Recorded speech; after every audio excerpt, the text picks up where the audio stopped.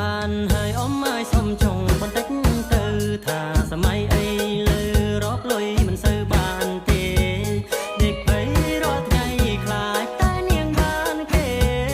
ហើយនៅទំនេរអ្នកណាឃើញ